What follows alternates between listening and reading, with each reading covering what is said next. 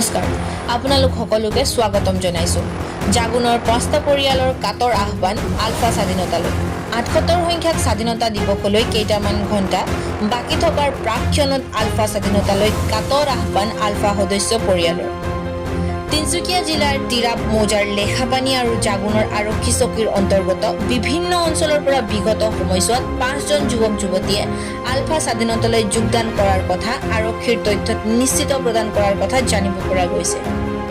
আলফা স্বাধীনতাত যোগদান কৰা সদস্যসকল ক্ৰমে বিতুপন বৰুৱা ২ নং ফানেং গাঁও ২০২১, সমীৰণ চেতিয়া ৰামপুৰ গাঁও ২০২২, হেমন্ত মৰাণ কথাকাখৰণী গাঁও ২০১৯, অকন বৰগোহাঁই গাঁও টিপং ২০২২ আৰু কৰিশ্মা মেছ ২ নং ফানেং গাঁও ২০১৮।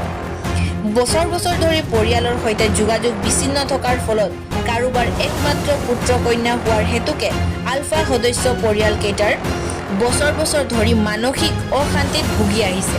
স্বাধীনতা দিৱসৰ প্ৰাক মুহূৰ্তত এই সমগ্ৰ বিষয়টো গুৰুত্ব সহকাৰে লৈ আলফা সদস্য পৰিয়ালকেইটাৰ অভিভাৱকসকলে আজি জাগুনত একগোট হৈ পুনৰবাৰ তেওঁলোকৰ পুত্ৰকেইজন আৰু এগৰাকী কন্যাক অতি শীঘ্ৰে সুশৰীৰে নিজ ঘৰলৈ ঘূৰাই পঠোৱাৰ বাবে আলফা স্বাধীনতাৰ মুখ্য সেনাধ্যক্ষ পৰেশ বৰুৱালৈ কাটৰ আহ্বান।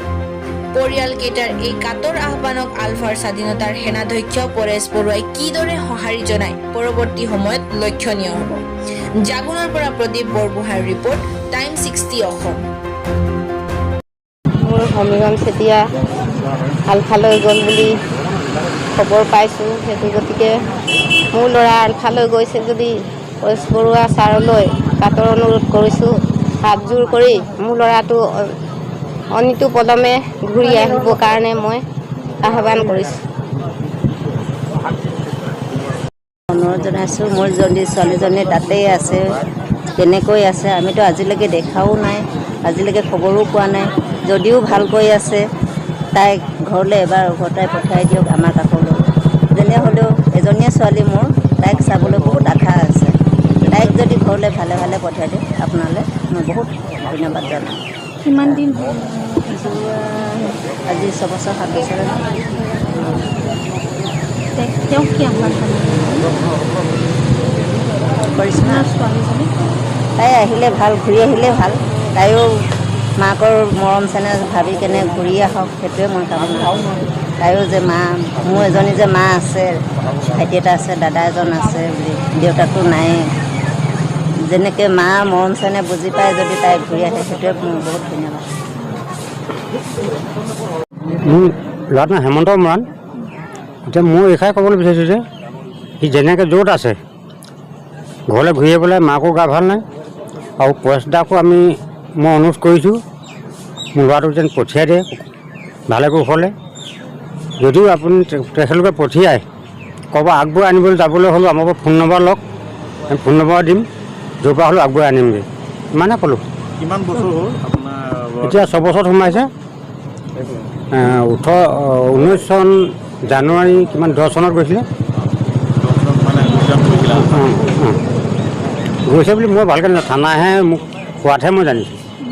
আপোনালোকৰ ল'ৰাটোৰ লগত এতিয়ালৈকে কোনো ধৰণৰ যোগাযোগ নাই। এই সন্দৰ্ভত আলফাত যে যোগদান কৰিছে বুলি এইটো থানাহে মোক ক'লে। মই ভাবি আছোঁ ল'ৰাটো সেই বছৰ কেলৈ 8ৰ পৰা 9লৈ এডমিট কৰিছিলে, স্কুল যাবলৈ নাপালে। এনেই কিমানমান বয়স আছে? 18 বছৰমান বয়স আছিলে। 18 বছৰমান বয়স আছিলে। নমস্কাৰ, মই বিতুপন বৰা মাক হয়। পৰেশ বৰুৱাক এটাই অনুৰোধ, যাতে সুকলমে ল'ৰাটোক ঘূৰাই পঠিয়াই, ঘৰত বহুত অসুবিধা হৈছে। ল'ৰাটো যাতে সোনকালে পৰেশ বৰা ডাঙৰীয়াই ঘূৰাই পঠিয়াই যেন, যাতে মাক বাপেকক সি এবাৰ চাবলৈ আহক।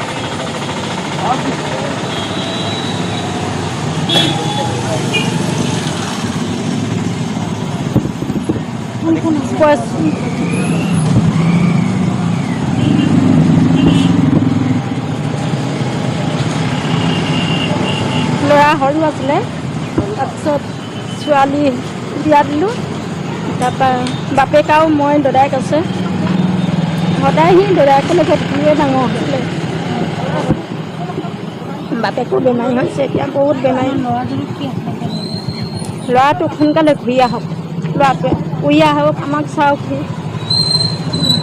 বৰ কষ্টত বিতুপন বৰা সোনকালে কোচবৰা ডাঙৰীয়া তাতো যাতে ঘৰলৈ সোনকালে ঘূৰাই পঠিয়ায়, এইটোৱে অনুৰোধ মোৰ কোচবৰা ডাঙৰীয়ালৈ। কাৰণ কেলৈ বহুত আমি কষ্ট পাইছোঁ, বেমাৰ আজাৰ কৰিবলৈ বাপেকে নোৱাৰে, বহুত কষ্ট হৈছে। সেইটো কাৰণে ডাঙৰীয়াক অনুৰোধ জনাইছোঁ, সাহায্য কৰিছোঁ, সোনকালে ঘূৰাই পঠিয়াই দিয়ক বিতুপন বৰাক। আহ্বান কৰিছোঁ কোচবৰাক, আহক ঘূৰি, ল'ৰাটো বিতুপন বৰা সোনকালে ঘূৰি আহক, অনুৰোধ কৰিছোঁ।